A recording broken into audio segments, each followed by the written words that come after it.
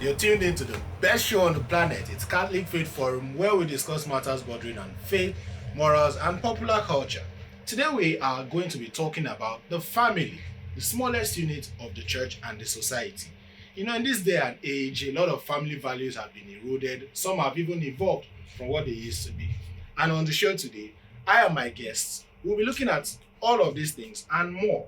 But we'll be meeting our guests when we come back from this short break. In case you don't already know, my name is Chima, and you're tuned in to Catholic Faith Forum. Welcome back to the show, everyone. My name is Chima, and this is Catholic Faith Forum. Today we're going to be discussing the family, the smallest unit of the church and the society. We're going to be talking about the issues surrounding the family life in this day and age. And I have with me on the show today to discuss it two wonderful people. I have Mr. Stanley Okochu. He's the father of two boys, two very, bouncing boys, two very active boys, and he knows all it takes to be a family man. You're welcome, Mr. Stanley. Thank you very much. I also have Mrs. Chinenye Umeche. She's a mother of three and also very active children, and she knows all it takes to be a family woman. You're welcome, Mrs. Chinenye. Thank you, Chima. All right, so I'm hoping that I'm going to learn a lot from you. And as you guys can already tell, I don't know what families are, so I'm hoping you can teach me. Sure. All right, so let's start with some personal experiences, Mr. Stanley. Comparing how family life is now to how it was back in your day, when you were a child. How do they both compare? First of all, thank you, Chima, for having me on your show. I think to put it in current perspective, a lot has actually changed. A lot has evolved from back then to now. Sometimes I pride myself to say I'm a chip of the old block. Some people say I'm a bit of the old school person. But of course, looking at the way the family was then versus now, that's why I said a lot has evolved. Because you find that back then, family was a lot more extended. The house was a lot more fuller. So anytime you find maybe my brothers were going out to school, there was always somebody who was in the house, one cousin here, one aunt, and all of that. But you don't find all of that today because the family is a lot more clear now, and everybody's more like minding their business and things like that. So yes, all of those things have actually changed. I really wonder why. Do you think you can help us with why it is so? I guess you could say that now parents are busier than they were in the past. I saw a video recently of kids, primary school kids, out by 5:30 a.m. Because their parents had to take them to school. Yes, so you see, it's no longer the days where Mommy Ngozi's child is playing with Mommy Neka's daughter downstairs. Everybody is out very early, and before you know it, they are back by 6, 7. The kids don't even have time to play with the parents. Parents are very busy trying to chase money and all of those. So it's really different from what it was in the past. It's busy, and it's worse if you live in Lagos. If you live in Lagos, it's worse. It's worse. The chase for money is eroding into family life. That's all. So now that you have experienced it, you're a mother of three, what would you have told yourself, or what would you, if you had the opportunity to tell yourself when you were younger, to prepare yourself ahead, what would you tell yourself about family life now? Well, I could say that I think I was a bit prepared for it because I was once a community pharmacist, and my job role then was much more hectic. And just before I got married, I decided to quit that job, and I worked with a hospital that is less stressful. And this was just because I knew I wanted time for my kids. Some women don't have that opportunity, but I think I'm okay in that regard because I come home on time to help with homework. I still have the kids cook in the kitchen. I still have time for them. I think I was basically prepared for that. I already knew right before I got married that I wanted to have time for my kids because my mom had time for me. Awesome. So would you have told yourself anything if you had the opportunity about how it is now? Yeah, because for me, I would say, well, did we see it coming? Because if you ask me then, like I said, the family was really a lot more compact with all of the extended family and all that. the tendency is, okay, you wanted to eat, for example, you eat from the same plate, same everybody's plate and all there, of that, but today Floor. you find, yes, I'm on the floor, yeah, but today you find that, my two sons, they have their separate plates, and then no one, the other ones does not use the other person's plate, because if it comes to that, they can even get into a fight and things like that. So they didn't really prepare us. I don't think so, but of course it was one of people get really evolving into it and learning to, of course, live with the life the way actually what it threw at us. Yeah. Awesome.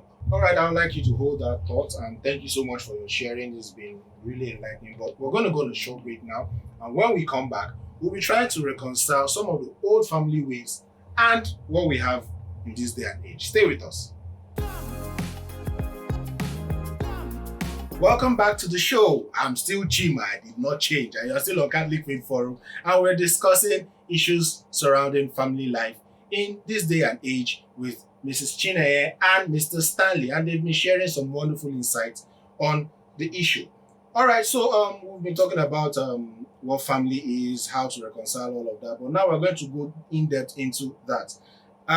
In the first segment, I mentioned that our generation these days now have an opportunity to choose not to. It's one of the changes from back then. So some of these decisions are influenced by the fact that our parents from back then made a lot of mistakes that sometimes have, a lot of times have affected how people see families today. So what are some of those mistakes that you think we should avoid now going into the whole thing? That's a pretty tough one, isn't it?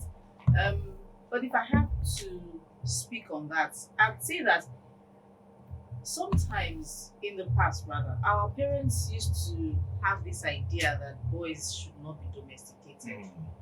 And the men we have now were the boys of those days. Yes. And so they do not seem to think, and I'm not saying it's general. I mean, you have some men who are quite hands-on at home. And they were so, they were treated in such a manner very different from the girls. I remember back then, girls were not allowed to play things like soccer or to wash cars or stuff like that. So there were certain chores that were left for the girls. And so the girls of then are now the women of now who are saying, no, look, I don't think I wake up at 4 a.m., go to work, come back home, and you expect me to be doing all this. And so she would revolt and say, I'm not interested in this thing called marriage. You get? And she just says, I'm done. Not doing Some people are even marrying themselves. I read an article of, where a particular woman said she wanted to marry herself and then eventually she divorced herself. Really wild, But yeah, and then you see, a lot of times also, I think it's also immaturity on the part of the young people who are going into marriage. Not having a clear picture of what marriage is all about. You understand? And not really coming to terms with the fact that this is a lifetime, decision, and I have to make the best decision that I can. So I think that these are some of the mistakes I think that were made back then. And I always like to tell young people, on social media, I see young people who say, my mother is responsible for how I am and all that. But I always say that we learn these things on the job. Nobody has a manual to parenting, to marriage, to life in general. Our parents learned on the job. And so you see a woman who is not even sure how to navigate life herself, trying to mold a young child. She's bound to make mistakes. As an adult that you are, once you get to that stage and realize that there were some things that were done when I was younger, you should either seek therapy and come to terms with that and move on, rather than hold on to it and let it affect decisions later in life. Awesome, thank you. So speaking of social media, these days, everything is on social media. Everybody, in fact, there's no secret anymore these days because everybody wants to post. And one of the things they post is the fact that they are trying to do away with some of the traditions of family that we used to have, like, eating together in one plate and all of that. A lot of people are saying that these are some of the things that contributed to the skewed family dynamics that we have now. So what do you think about the decision of young people to do away with a lot of family traditions and form their own? What do you think about it? Well, I just maybe I'll just add and then pick up from where Chinenye stopped, and I'll call it guided freedom. Time was when in those parents were the ones who practically picked everything for us, including careers. For example, but today, I mean, children of today will always ask you for a why if you want them to do certain things. So that freedom but of course, it's guarded. So bringing it again to what you mentioned about social media, you see, because that's should I call it their forte, where a lot of communication actually happens. I remember we were sharing last week in church during one of the seniors that we're talking about, and one of the youths actually mentioned that there are a lot of social media platforms out there because we're complaining about the fact that this whole thing was happening in the church and we didn't find any youth in the church. So, and these are supposed to be the leaders of tomorrow. The church, as it were, is supposed to be the people. Now, if the older ones are actually going to die tomorrow, the youths are expected to take over. Well, you need to bring them into the fore of what is going on, but they were not there. So, and what was the solution? It was more like, of course, we have all of these social media handles and things like that. And then, of course, if you put some of these things that have this topic about the synod, and then you ask for them to be able to react, there we can actually catch them. And the truth is, this is their domain. That's where you really find them. So if you really want to get them and you want to instill some of these values and guide them as the case may be, then of course it's walk into that terrain and then of course discuss with them. But like I said, guided freedom. They are free, but of course you need to guide them. Awesome. All right, so let's talk specifically about raising children. You both have quite an experience on that. So how much access should children have to their parents, to help them in their formative life? I would say total access. Growing up, I didn't have that with my father. I was a lot more closer to my mother because of course all of us, my siblings and I were all boys. There were no girls, so it was practically more like everything she knows how to do. She knows to bring us in. My father was the daddy figure who was always going out to work, money and life. Exactly, and all of that. So I didn't have that freedom. But today I expect that my kids should be very, very close, which is what we do. And because what I do is a lot of taking them to school every morning is an opportunity for us to be able to interact and instill certain values because you see certain things on the road as you're driving. And then you use that opportunity more like going to school them on something or teach them. So at the end of the day, what that does is it opens up that door for them to be able to assess you because practically children of today, what they do is they learn by watching.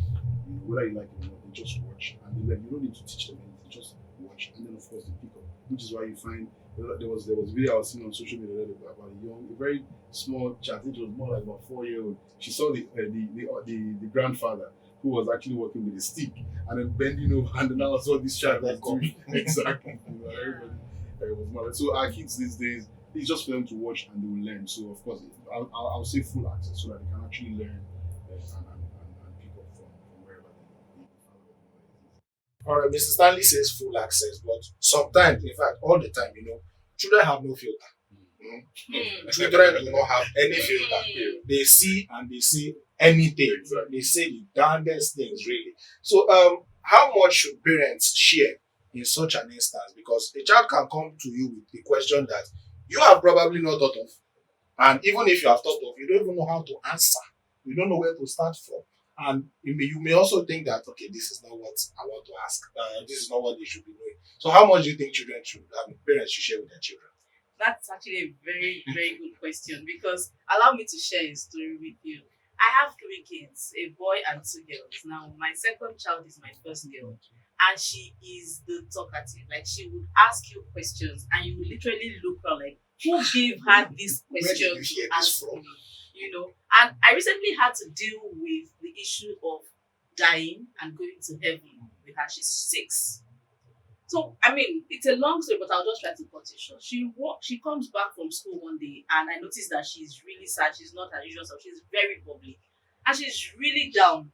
And while eating, I noticed that tears were rolling down her eyes. And I'm like, why are you crying? And she goes, Mommy, you've got white hair on your hair. You're getting old. I said, yes, I'm getting old. And she says, that means you're going to die soon. I like, from where to where? Hold on. How are you going from 0 to 100? I'm like, well, yeah, I will die. And then the tears, intensified. And to cut the long story short, she was really, really scared of death. And she really didn't know how to deal with that. Prior to then, she was always the one who would run around when we were praying. And she used to tell me, oh, how can you tell me this God listens to my prayer? She didn't believe in God. So I just took it to God and I said, God, look, I've tried my best. I've done everything I can. I've spoken to her, I've talked, I've scolded, I've done everything. It's not working. Please teach her who you are. And I just left it at that. And after that prayer, she had a death issue. And then I now taught her and said, look, God is the owner of our lives, and he will give life to you if you ask him. Because you know that he has life and he gives it to you, so you ask. So I told my daughter, I said, your brother has 2 pencils, right? If you ask him for one, he would give you, right? She says yes. And I said, so that's it with God. And guess what? God actually listens to the prayers of children more than mommies. Guess what? My baby began to pray more than every other person in the house. Hallelujah. So Uju, I mean, of course, it's only when she's not in the mood, but now she prays for everybody not to die. Grandpa, grandma, other grandma, mommy, daddy. She calls everybody's name, and she now has a healthy relationship with God. And I always try to reinforce, that. So with everything that happens in the house, I tell her, look, we've got to pray about this. And when that is resolved, I relate it to because we prayed. So yes, it's a bit tricky knowing how much information to give them, but you have to find a way to relate it to them according to their age. She was so scared of dying, and that's a really valid fear. Yeah, it is. It's a valid fear, but I had to bring it down to her level. And thank God it didn't go the other way, because I will still be dealing with child fallout by now. Yeah. All right. Thank you so much. I've been really enjoying this conversation. But we're going to take a short break now and learn about our saint of the week. Hey everyone, today's saints are example of devout discipleship. Martyrdom is something modern Christians are apprehensive about, but back then it was welcome. This says a lot about our faith now, doesn't it? So before I tell you about our saints, let me remind you to pray to God to give you the Spirit which will allow you to bear all this for His sake. Our saints for today are a group of 16 nuns. This is not the first group to be canonized as saints. And of course, they have separate stories. But for faith reasons, the church deemed it best to use their collective story to help foster our belief in the mission. They were members of a monastery of discalced religious, meaning shoeless religious. The government was attacking religion, so the monastery was ordered to be shut down, but they continued their monastic life elsewhere and their mission as disciples. The French government arrested them in 1794 for disobedience, but they still didn't stop being disciples. They were sentenced to death only 5 days after their arrest and went to the guillotine singing the beautiful Salve Regina hymn until their heads rolled. Their names are Marie-Claude Brad, Madeleine Brideau, the sub-prior, Mère Kwasi, Marie Hanisette, Marie Moinet, a novice, Rose de Neville, Annette Pebras, Anne Piedcourt, Madeleine Ledoine, the prioress, Angelique Roussel, blood sisters, Sisters Catherine Soiron and Thérèse Soiron, Anne-Marie Tourette, Marie Trezel and Elizabeth Verolot. They were beatified in 1906 by Pope St. Pius X, and their story was made into an opera titled Dialogues de Carmelite by the famous French composer François Poulenc. Thank you so much, Chima, for this. And that was our saint of the week. I hope you know more about the saints in the Catholic Church through this particular segment, which we'll bring to you. If you want to know more about this week's saint, there are online platforms for you to consider so you can get more education on it. You can always drop us a comment as well if you want some questions answered. Now we're going to be looking at the role of faith in family life. I still have with me Mr. Stanley and Mrs. Chinenye. We've been having quite a discussion on this issue. So let's go straight into it. Let's start with personal experiences. So how were your own parents able to help shape your faith? And do you still use their methods now? Okay, as it concerns faith, I told you then that I didn't have so much access to my father like I have with my sons now. So a lot of times it was more through my mother, and then of course she she introduced God to me, she introduced Jesus Christ to me, and then of course, the need that I had to be baptized. My father just felt like, okay, well, it was my decision and all of that, But if you ask me, bringing that again to what I'm doing today, to a large extent, I've actually also been able to instill that in my children. And then of course, there's this thing, maybe I'll digress a bit. There's what we call the talk that has to do with maybe the sexuality.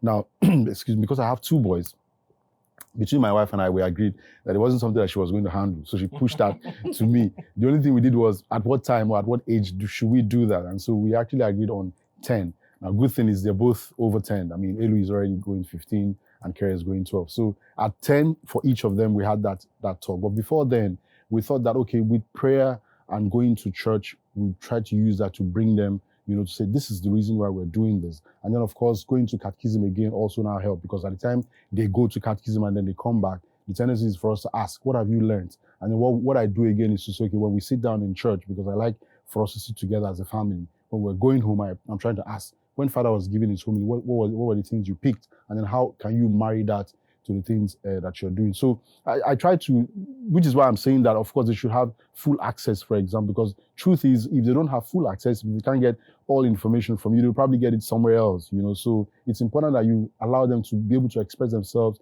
and to ask questions. So we brought that to a large extent as it concerns faith, but of course, we also give them that leeway to say, it's for you to be able to choose. But of course, this is right, this is wrong, and this is the way you're supposed to go. And then, of course, that's how we brought the bit of Jesus Christ and then, of course, of God into the mix. Yeah. Awesome. How else do you, continue your catechism for your children outside the church? Sunday, they go to Sunday school and all of that. But in the case of your child, she had her own, should I say, eureka, or her own, when you actually continue the catechism. So how else do you do this at home to make sure that she stays grounded in the faith? Okay, so right from before they started school, we all decided, myself and my husband rather, decided that they would go to Catholic school. And so the foundation started from home, but it was augmented by the school, which also helped to teach them how to pray. So we also do that at home. We make sure we take turns in praying. Very recently, it occurred to me that my mother never really sat me down to tell me about Jesus, but she showed me Jesus. My mom was literally a living miracle, and she lived her life. She lives her life, with Christ by her side. So we saw how she lived and how she loved God, and it's made us really want to be like that. Just like the example Stanley gave of having a grandfather walking in a way, and the child, we picked up those things from my mom.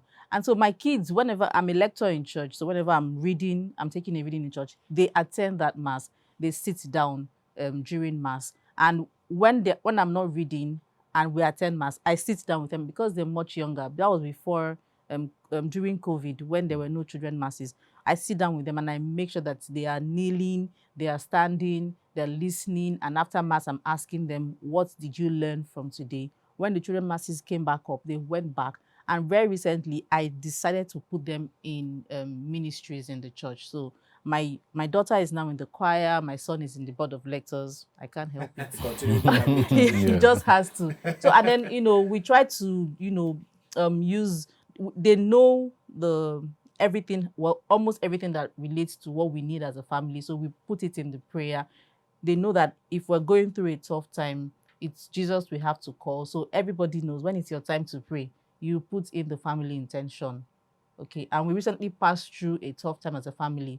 And when we overcame that, I made sure that I reinforced it and say, we were able to overcome this because we asked God to help us. So that's really what we do. We make it as practical as possible. Thank you so much. It's been an amazing time having you guys, lecture me, the young man who is, still considering. And I'm very sure right now that people like me also who have learned from your experience will know that, family is actually really legit. It's very important, and it's a beautiful experience. Yeah. One that everybody should try to have as much as possible. All right, thank you so much, Mr. Stanley. Thank you, Mrs. Chinenye. It's been beautiful. Thank you. All right, so it's time for this week's episode of Know Your Faith, where you learn articles about the faith.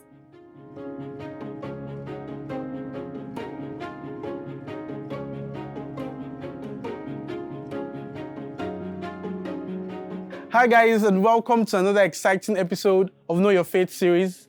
I am Collins, and on today's episode, we'll be talking about the official titles of the Pope. I mean, what are the official titles you can actually refer to the Pope with, aside from the Pope, obviously. So Pope Francis is the 266th Pope in an unbroken line that can be traced to Saint Peter, the first Pope chosen by Jesus Christ. Now, initially, there was no particular title that distinguished the leader of the Catholic Church, although we can mention that the name Peter, which means rock, was the name that Jesus gave to the first Pope, changing his name from Simon, right? But over time, the Pope has gained many different titles that reflect different aspects of his ministry, and we will talk about a few of these. So the first is, obviously, the Pope. Now, from the Italian word papa, it has been used since the 6th century to describe the father of the church. For this reason, he is also known as the Holy Father. Now, the next is the Pontifex Maximus. Now, this title is derived from the Latin words pons, meaning bridge, and the adjective maximus, which means great. It reflects his role as a bridge builder. Another name is Summus Pontifex. Originally a name used for Roman leaders, it means the Pope is the highest priest in the Catholic Church. And also a very popular one is the Pontiff, derived from Pontifex. Pontiff was another Roman term that referred to the highest priest. The Pope is often referred to as the Supreme Pontiff or the Roman Pontiff. Another name that you can refer to the Pope as is the Servant of the Servants of God, adopted by St. Gregory the Great in 602. The title reflects the Pope's role as a servant to the people of God in imitation of Jesus Christ. Another name that we can also call the Pope is the Vicar of Christ, added by St. Leo the Great in the 5th century. It reminds the faithful of the people's role as an earthly representative whom Jesus appoints to shepherd his flock. The word vicar means one who rules or leads in the place of another. Another name is the Sovereign of the Vatican City State.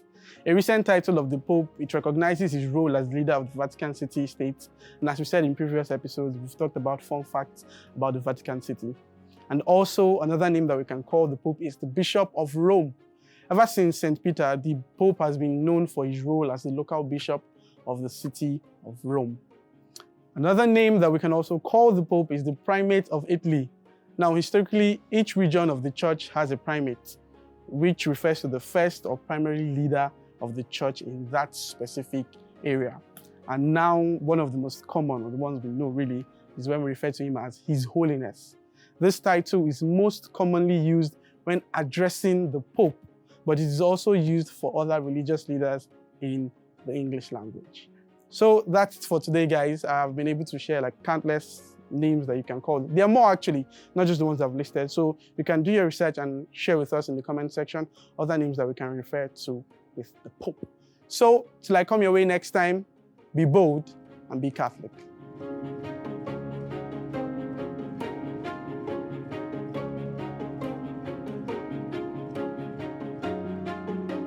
And that was Know Your Faith for this week. Thank you to the team for that beautiful one. I'm sure you've learned one or two things from what they've shared with you. If you missed any part of the show, you missed a lot. But don't worry, you can always catch up on our YouTube channel, Dominican Media Presents. Catch up on this episode, ask your questions, we'll be willing to answer them. And you can also catch up with past episodes of the show. Thank you once again to Mrs. Stanley Okochu and Mrs. Chinenye Umeche. I have learned a lot, and I'm very sure everybody had a very good time listening to you, sharing your experiences. All right. And we've come to the end of the show, unfortunately. But if you want to support the show, please do so by sending an email to the email showing on your screen, or calling the phone number showing on your screen, or better still, visit our website, also showing on your screen, for you to have more information on all the services we offer and all the things we do.